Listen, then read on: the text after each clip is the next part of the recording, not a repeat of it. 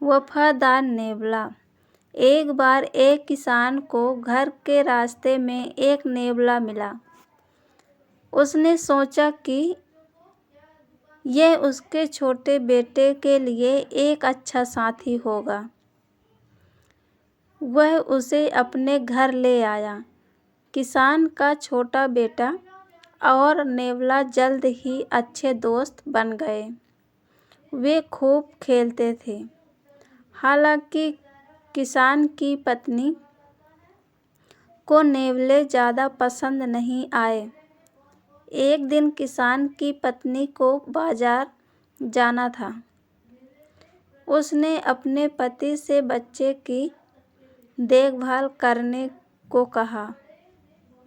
किसान ने कहा कि चिंता मत करो, वह अपने बच्चे की देखभाल करेगा। फिर उसकी पत्नी चली गई। जल्द ही किसान को एक साहूकार ने बुलाया। साहूकार अपना पैसा वापस चाहता था। किसान के पास अच्छी फसल थी और उसके पास वापस भुगतान भरने के लिए पैसा तैयार था।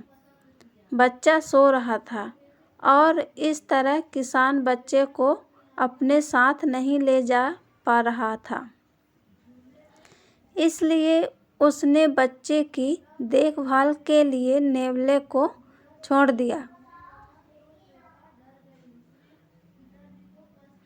कुछ देर बाद किसान की पत्नी फलों और सब्जियां की एक टोकरी लेकर वापस आई। उसने नेवले को घर के बाहर इंतजार करते देखा।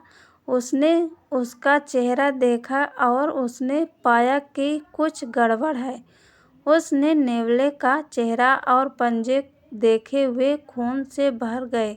उसने सोचा कि नेवले ने उसके बेटे को मार डाला।